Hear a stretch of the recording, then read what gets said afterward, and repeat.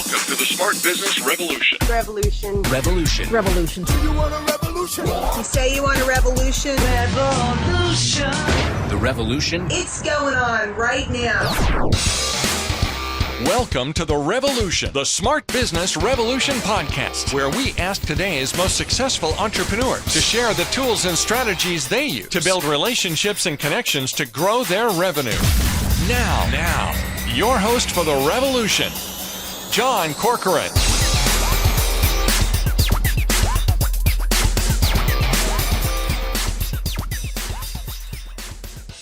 All right, welcome everyone. John Corcoran here, and I am the host of this show. And if you are new to this program, check out our archives. We've got all kinds of great, interesting interviews with smart CEOs, founders, and entrepreneurs of companies and organizations ranging from Netflix to Kinko's, YPO, EO, Activation Blizzard. We had a great series of interviews recently with the CEOs or co-founders of Quicken, Grubhub, and Redfin. So go check out some of those. I'm also the co-founder of Rise25, where we help connect B2B business owners to their ideal prospects. My guest here today is Todd Taskey. He's a M&A advisor for CEOs and entrepreneurs. He's also an angel investor and a podcast host of the Second Bite podcast, which we've been privileged to help him with. And it's one of those shows that I almost never miss an episode of because I love his perspective on buying and selling of businesses. So if you are an entrepreneur, a business owner, and you've ever thought about that topic, this is going to be a slightly different topic because of Todd's unique take on it. And so I think you're going to really like it. He actually spent 20 years as an investment banker and business advisor. So he has deep experience in this area. And before that was a wealth manager before that, and actually sold a business that was acquired by Goldman Sachs. And of course, this episode brought to you by Rise25, where we help B2B businesses get clients, referrals, and strategic partnerships with done via podcasts and content marketing. And you go to our website at rise25.com to learn more about that. All right, Todd, we've chatted offline many times before, never for a podcast episode. So I'm excited to finally put you in the chair and get to grill you and ask you all the questions that I'm curious about. Excellent. I'm excited to be here. Do I have to speak at the same velocity that you do? Or you have to. It has to be fast. I'll do my very best. I like to move things along quickly. So moving things along, you have an entrepreneurial background. We talked beforehand a little bit about you had a paper route as a kid, and you were constantly reading different books about buying and selling in businesses and ways to kind of make a buck in business. So you were interested in this for a long time. But kind of the way that you got into the world that you're in now, which is buying and selling in businesses, helping other businesses to buy and sell and M&A. It was you were actually a financial planner. That was kind of your first career, and your group sold to Goldman Sachs. And then you had a client who turned around and said, Todd, I want you to help me sell my business. And it wasn't even something you were thinking about doing before, right? You just kind of got into it because of that. Yeah. When you're a financial advisor, that requires or creates a lot of trust between clients. And so I had a client that was ready to sell his business and he wanted me to help him, and I wasn't quite sure how to do it. So I reached out to some people that I had known, and we were able to get him a successful transaction. And I realized how important that process is, how complicated and challenging it is, and how rewarding it is when you actually get a transaction completed. So that led to another and another, and we've kind of found our way over the last 20 years to being pretty focused for the people that we work and serve most often. And talk a little bit about how having that background as a financial advisor kind of changes your perspective as an M&A advisor. I imagine, I don't want to put words in your mouth, but I imagine just kind of a deep understanding of the financial consequences and the financial implications of a transaction for your business is probably, core to what you do. Yeah, that part's true. As a financial advisor, you're always asking the question, what are we doing here, right? Why are you saving this much? Why are you spending this much? Why are you doing this? What do you want to do? What do you want your future to be? All those kind of things. And so that really does carry over to any business. And the question really becomes, I think the first question is, can this thing really work? Can I build a business or have a business? Can it provide for me and my family? And then you move up that hierarchy, right? Can it provide me a purpose in my life? Does it allow me to make the world a better place? Does it allow me to serve people in the way that's important to me?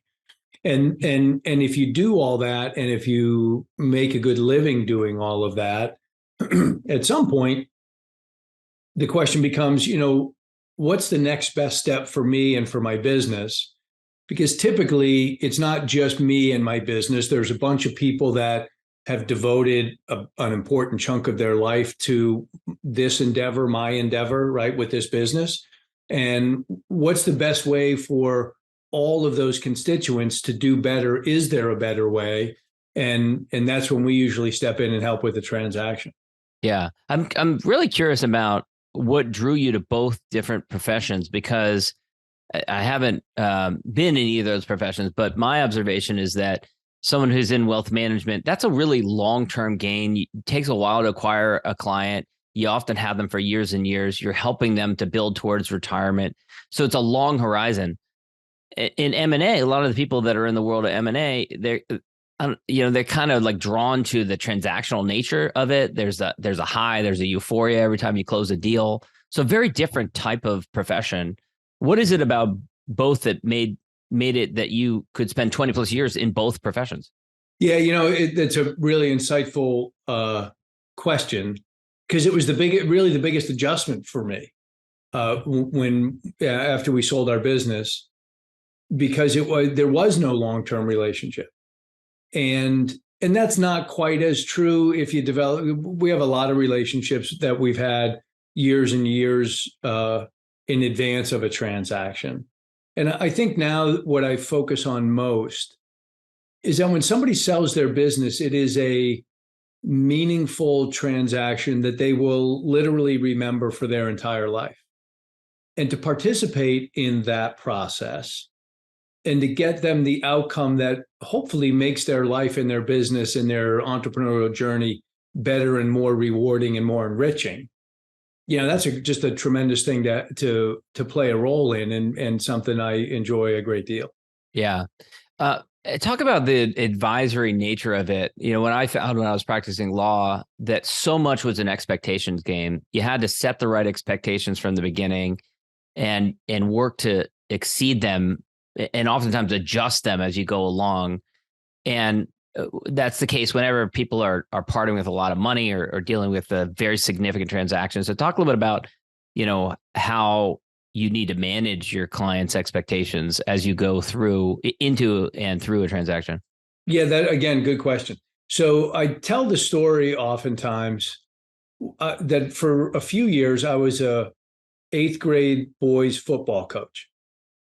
And so perfect training for helping people to buy. It really is. And here's why. Yeah. Because on the first day of football practice, let's say we had 50 kids. We had 30 quarterbacks and 20 running backs. Yeah, and that's all we had. Yeah. And so I would always talk to these kids. I would say, listen, here's our challenge. Challenge is that your parents have lied to you because they love you and because they want to encourage you. But one of the great things about sports is that we're going to find out the truth right now. So I know you think you're the fastest. We're going to line up, we're going to run 40-yard dashes, and we're going to find out who's fastest. And we would do 5 or 10 of those things. And usually the same 5 or 6 kids are finishing first, and the same 5 or 6 kids are finishing last. And the message to all of them was, we need you here. I don't care if you're not fast, man. If you're a big body, or if you can learn to move your left foot first and get your arms up and swing your hips, man, we need you on the line, offense or defense. And so part of what we try to do is make sure that your skill set fits into what is needed out there in the world. And so to translate that, 2 things. Number one, our job is to go and ask the market what the value of this business is. I don't much care what you think it's worth, because you already own it. That will help you decide if you want to do a transaction or not. But I can speak with great certainty if I get 4 or 5 offers for your business that are all between $11 and $12 million, I feel pretty certain that's how much your business is worth. if you think it's worth $20 million, I can honestly tell you that you're wrong, because we went to the market and nobody was even close to that. Then we can help you interpret what that means, right? And most importantly, we'll understand why everybody came in at the ranges that they did, what they liked about your business and what they didn't like about your business. And with that data, it becomes very easy to make decisions about how you want to move forward and how you go forward. Yeah. So from that standpoint, that's really at the core of what we do, is help people ask the market and then interpret the answers that we get from the market. One thing I'm curious about in the nature of the way the business is structured. Now, you make money when a transaction happens, but I imagine you have potential clients come to you all the time. They're like, I want to sell, but you discover when you look under the hood, there's a bunch of things that need to be done. And so the challenge for you is, in any profession where it's kind of a brokerage and you get paid based on commission, based on a transaction happening, is on the one hand, you want to make a transaction. On the other hand, you want to, be an advisor, have trust, and eventually make a bigger transaction in the future. So how, I'm not sure where I'm getting at with this question, but when you have clients that come to you like that, and you feel like, well, if you really want this number, then you got to work on it for a couple of years. You got to put a lot of work in. Talk a little bit about the challenges of doing that for you. Yeah, so that's a great question, because we do this quite a bit. First of all, most of the clients we work with are at least $1 million of EBITDA, right? So there's a reasonable size to the business from that standpoint. That is the very lower end of lower middle market, as people define it. So we'll have clients. So for example, if you're digital marketing is what we do a lot of. If you're a digital marketing firm and you're about $1 million and most of it's recurring revenue and you've got good retention and on, at $1 million, there's a value probably between 6 times and 8 times that $1 million, $6 to $8 million. If you think it's worth 10 or 12, to your point, we get paid for a transaction. I am very confident no one's going to pay you 10 million for that business, because I'm in this space all the time. So we'll just take a pass on it. If somebody says, this is, I think at $1 million, I think 6 to 8 is about the right number, but it depends on where the fit is and how we're going to view and step into the next several years. And so what I tell clients is, because we get a small fee up front, which is tens of thousands of dollars maybe. And what we tell clients is, it is the best consulting that you could ever hope for or pay for. Because if I said between 6 and 8, and we got 4 offers and they were all at 5.5 million, we'll know why they offered us 5.5 million, because your retention is not quite where the market is, or because your reoccurring revenue is only 70% of your total revenue, not 90%, or you've got customer concentration, or a whole bunch of things. But you'll hear the same thing over and over and over again when we go talk to potential acquirers. And since you're going to work hard over the next 2 or 3 years anyways, why not understand the things that the market values most specifically about your business, and then go work on those things, go improve those things. And what we find, I talk about this all the time, there's 2 problems that we solve with our transactions when we do a transaction with a client. And the first one is money, right? Can we get about the right amount of money for the value that you have built into your business? And the answer to that, John, is always yes, because otherwise we wouldn't do a transaction. So that's number 1. Number 2, though, is a fill in the blank. And the blank is something like, we need a better sales organization. I need to offer additional services that I don't know how to do. I need a bigger balance sheet. I need access to those type of customers. So when I can combine getting reasonable value for the business, part of that value comes in equity in the bigger company. So you still have a lot of upside. And we solve for whatever your biggest challenge has been in your growth. That's when people start to get excited about a transaction, even if it's well before they envision themselves retiring and not doing this anymore. This is probably a good segue into kind of the area that you focus on. You so much so that you even named your podcast after it, the Second Bite podcast. So first of all, explain to me what that means. Why did you call it the Second Bite podcast? Well, in the way we view the world, there's two types of transaction. There's the exit transaction, and then there's the evolutionary transaction. The exit transaction is, I've been doing this for 20 or 30 something years. I don't want to do this anymore. I don't want to do anything anymore. So sell the business, get me as much as you possibly can, and that's what I'll do. And that's relatively easy. It's very binary decision. Whoever has the most amount of money at close, you take that offer. The evolutionary transaction is one where, let's stick with the numbers of $8 million. On that $8 million, you might get paid $5 million in cash and $3 million in equity in the acquiring company. So you have a significant part of that business. And you play a specific role in that business going forward. And it solves all those challenges and problems for you that you either couldn't or didn't want to solve for yourself, right? Yeah. And so my experience with those has been, just large successes. We did a transaction. We have a great company that's in Colorado Springs, digital marketing firm. They were doing about 2 million of EBITDA on 10 million of revenue. So their transaction, they got high single digit millions of cash at close, and they kept 40% of the business. Today, 3 years later, John, that business will close this year at 17 million of EBITDA, from 2 to 17 million in 3 years. They did 4 acquisitions. My guys have been reduced. They own about 24, 25% now. But I would guess that business is probably worth $220, $230 million.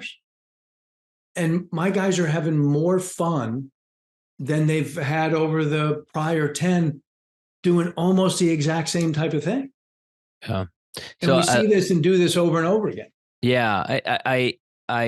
Me, it's just the lawyer in me is always thinking about the worst case scenario type of thing. We love to hear the success stories, but to be devil's advocate here, or if someone's listening to this and thinking, oh yeah, but I've heard a horror story about someone who sold their business and it didn't work out that well. How do you protect against that sort of thing? It being a wrong fit, not going well, that sort of thing.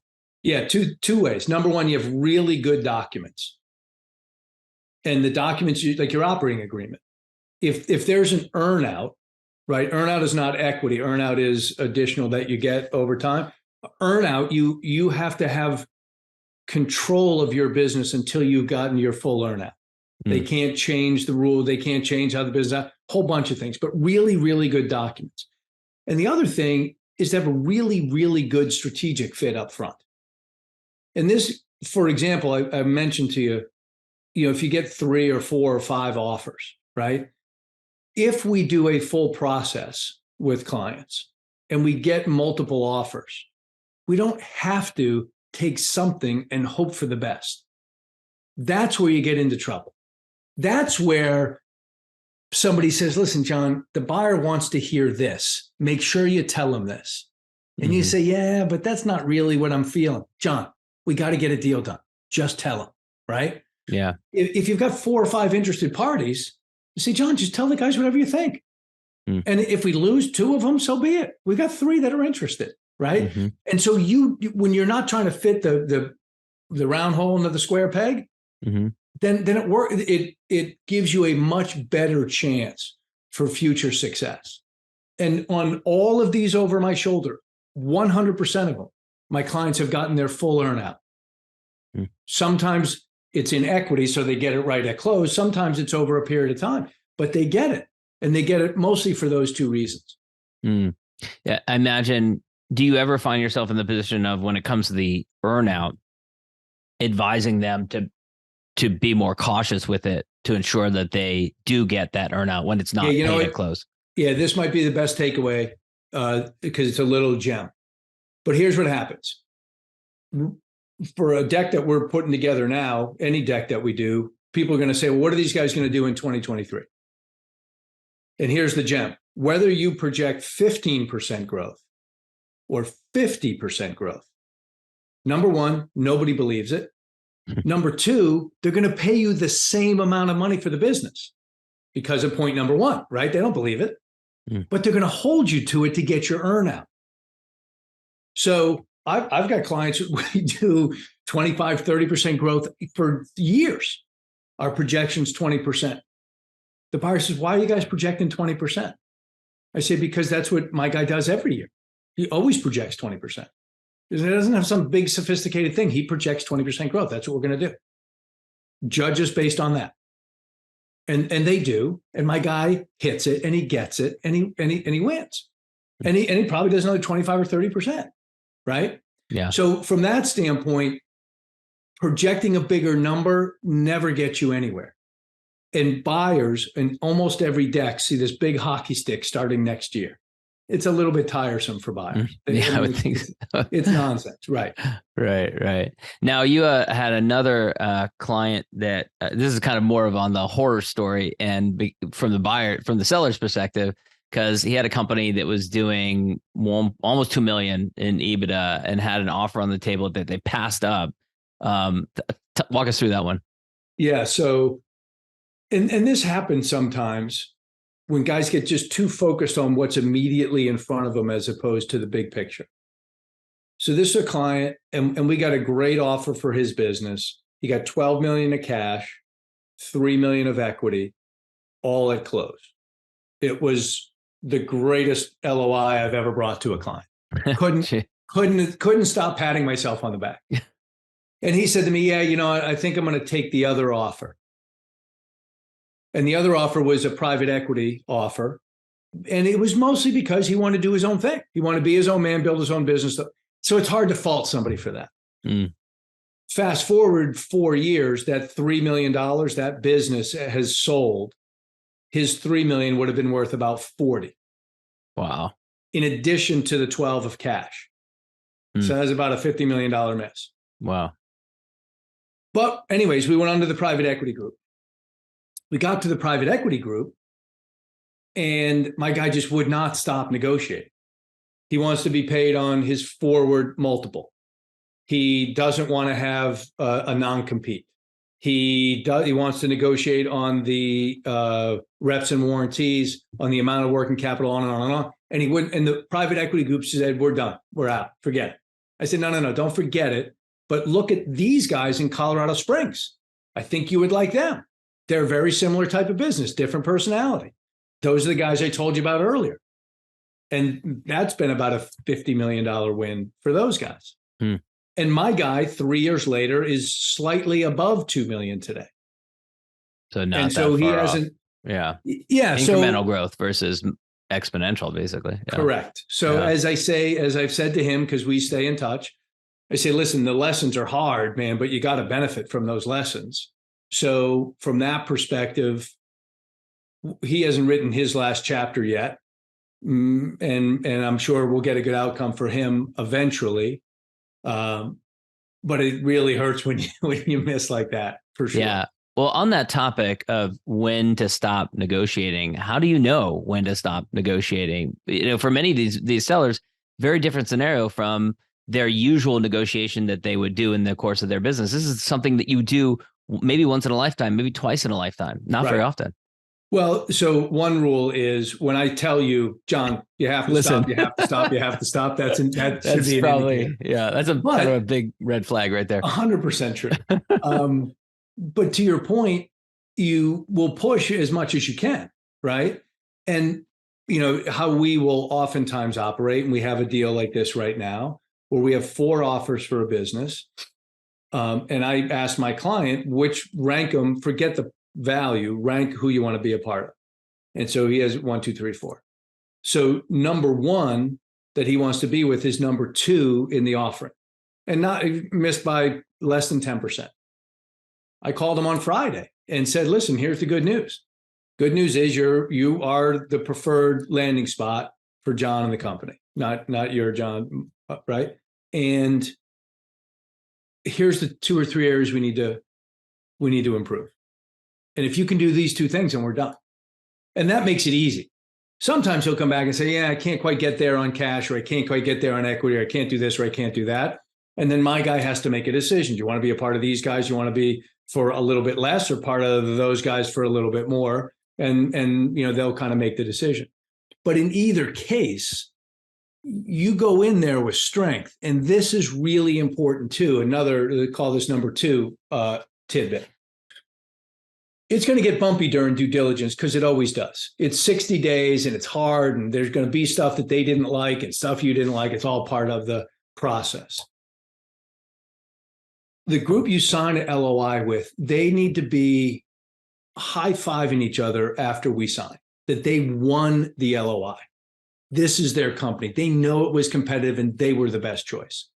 Because when we start to hit those bumps in the road, I want them thinking, listen, we fought hard enough to get this. I understand he's off by a little bit here, or his retention's not as great as we thought here, or this is different, or that's different. I don't want to jeopardize it.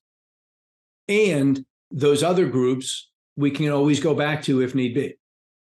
So going through that process is an important part of getting the kind of return and results that our clients are looking for. What you're talking about is so interesting to me because it's really in how you kind of communicate to the other side to make them feel like it's a win. And it's a good segue because I was going to ask you about this. When I was practicing law, I think for a lot of clients, the more savvy clients got it, a lot of clients didn't. They didn't realize that your representative, which is you in this case, doesn't have to be exactly aligned or the same persona as your seller. In other words, like your representative can be good cop, can be bad cop. They can throw out wild offers. They can do a variety of different things. It's like a variety of different jujitsu moves. So speak to that a little bit about the kind of different ways that you can be separate from the seller that you're representing, and you can take on kind of different personas to achieve your strategic and negotiation objectives. Yeah, so that's a great point too, because when we, from a seller standpoint, they're looking at, let's identify a buyer and try to negotiate a deal and get that deal done. For us, we have a wider aperture on that. And I would say to you, John, I need to have different pieces on the board because you're a $10 million business. We can't push anybody around at 10 million bucks, right? Yeah. So what we can do though is position other people so we can push them because of the process.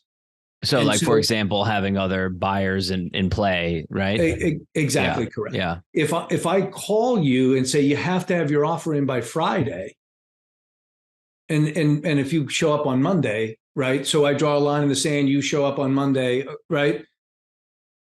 So they've called the bluff and won from that standpoint. Mm. If I call you and say, hey, John, all of our process is letters to due, indications of interest to due on Friday, and John's super excited to get an offer from you. Are you going to be on time? And if the answer is no, we talk about why the answer is no and when are you going to be on time and what can we do? How do we make it work? But you and I are working together to solve what your problem is because of the market for this company. And I think what you're getting at is when a client maybe undermines you by saying, oh, they came in with the offer late, I'll take it anyways. Is that like what you're getting at? And good point, because that never really happens. But when we're lining up the pieces on the chessboard, you and I are also deciding how are we going to play, what are we going to play, right? So here's what I'm going to take them with. Here's what you're going to take. Here's what you're going to say. Here's what I'm going to say. And by the way, I can just keep hitting and hitting and hitting until we find out the answer is no. Mm-hmm. Until we find out he won't go any higher. Mm-hmm. And then you can reach through the back door and say, I just found out Todd was pounding you like that. I just shut him down. My God. Yeah. I mean, if that's the number, then that's the number. My goodness, I didn't realize. Right. Yeah. So when you have a team, it's just a lot more effective way of doing that. I mean, it's one of the big advantages of not negotiating on your own, because that gives that separation, which is correct. Is a huge advantage. Yeah. Yeah. Number one, that, and number two, negotiating with multiple parties at the same time. Yeah. Then we know if the issues are reasonable or not. Mm. Right. And I don't go back to the potential other buyers, number 2, 3, and 4 on that list, and say your offer's too low. I just tell them how they stacked up versus the other offers. So we had 4 offers. You were number 4 by a big distance. Yeah. Or you're number 4 to get you to the top. I mean, that was like 15% more. You're not that. I mean, so that's how tightly bound the offers were. If you really think there's an opportunity here, we can get you to up to number 1. Now, I personally wouldn't do that unless my guy wants to be with that number 4. But if I do my job well, and doing my job well means all the way from the very beginning of how we put the deck together, put the financials together, start doing phone calls, everything. If I do my job well, I can get the place you want to land to also match up to be the company that provides the top dollar amount, right? Because that is what the market says it's worth. I recently interviewed one of your other clients, Matt Sunshine of the Center for Sales Strategy. It was another company that you got a case study on that they did a deal. So talk us through that one. Yeah, so Matt's deal was interesting because he had a 50-50 partner and he wanted to buy out his partner because he was 10 or 12 years older. And he wanted somebody that would help him grow Center for Sales Strategy into a much bigger business, right? And offer different services and do all that kind of stuff. And so Matt, like everybody, wants fair value for his business, but he wants it from the right buyer with the right vision and the right thoughts. And it feels like we think alike and like each other and like the same things. So that is different. And this is what makes our transactions, I think, more fun, because it's not just economics. Economics is, very binary, higher or lower, more or less, and that's easy. But the other component, who can we get to the promised land with, right? As I like to tell clients, and I said this to Matt, the first transaction, once we get it done, you're still flying commercial. It's the second transaction where maybe you get to fly private. So let's focus on that, focus on who can help get you there based on their thoughts on the marketplace, their past track record, how they build companies, on and on. And by the way, on our podcast, Second Bite podcast, I probably have a half a dozen private equity guys that we've interviewed from time to time that talk about this is what we look for. But once we have one of these guys, man, this is the stuff that we do with them. It works every time because we know how to build businesses if we find the right dynamics in an entrepreneur up front.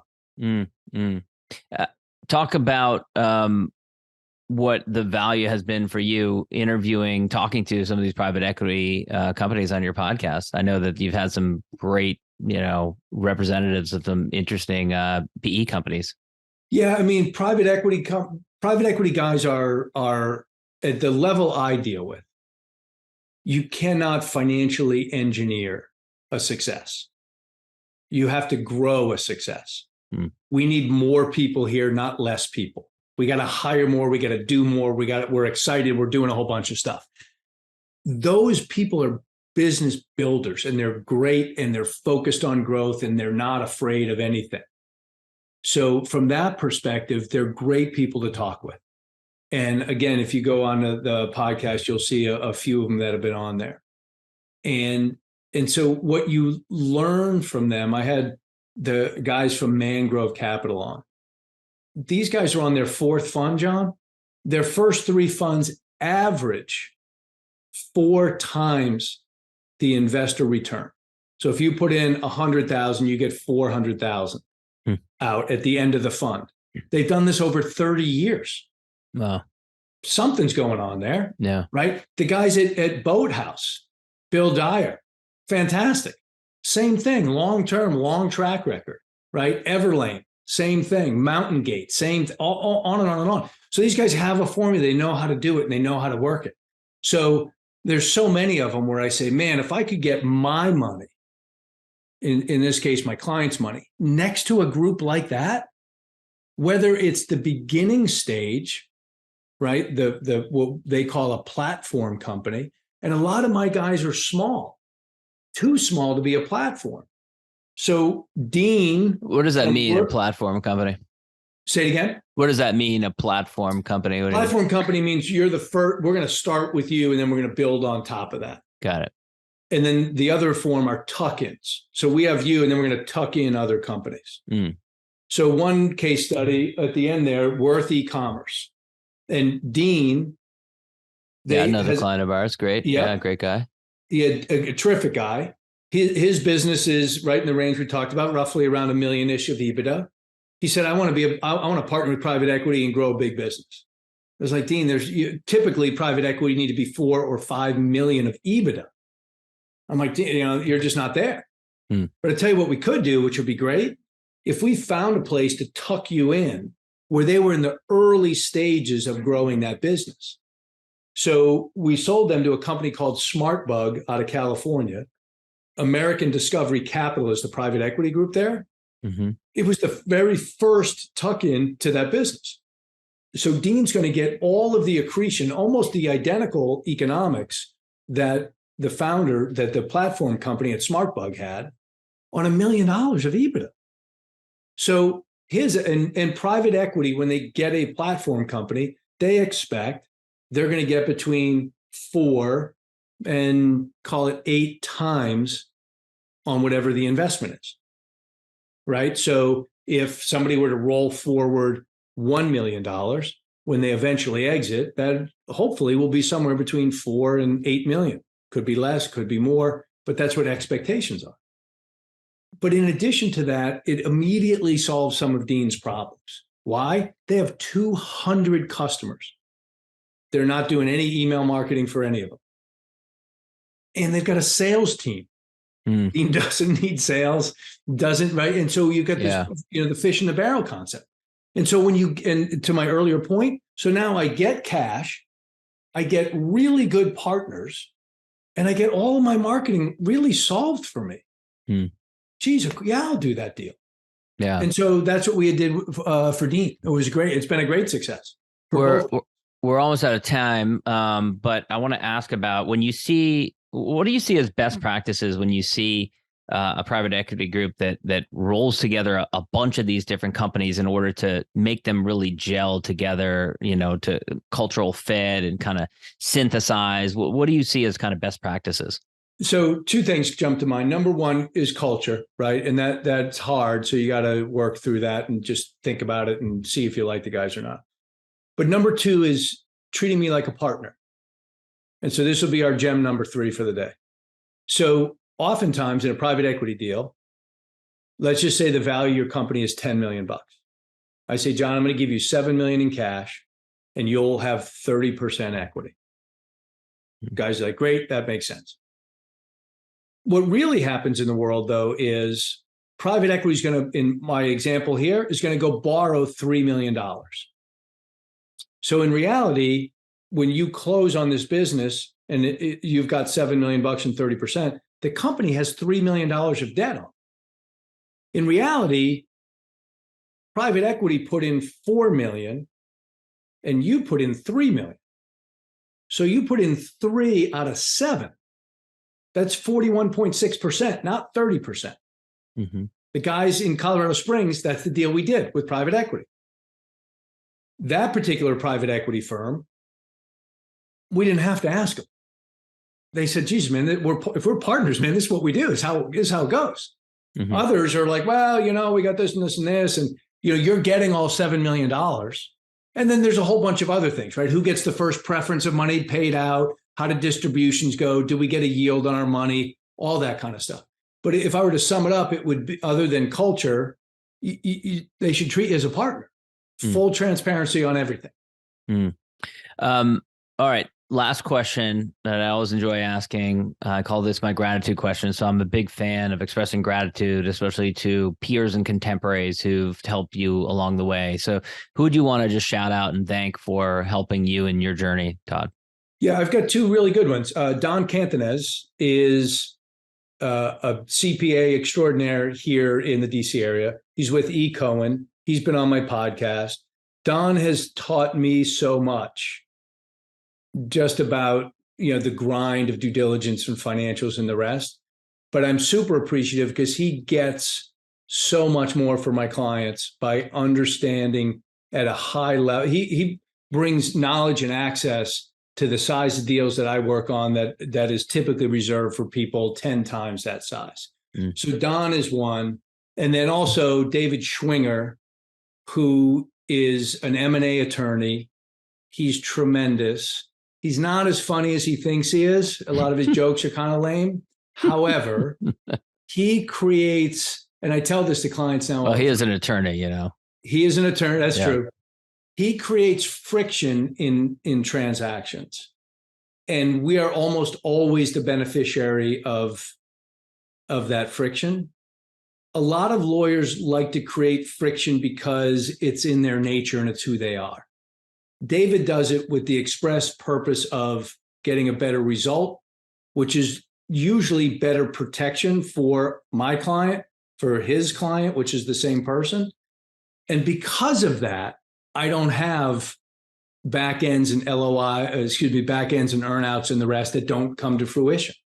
So because this work is so important to me, and those two guys make me dramatically better at what I do, I appreciate them equally and very much. We could have a whole nother conversation about, similar to what we were talking about with you, and the separation between, you know, the representative and the seller, ways in which to use an attorney where they can kind of give you leverage and friction, as you mentioned, you know, if you use them strategically. But for another podcast, Todd, this has been such a pleasure. Where can people go to learn more about you?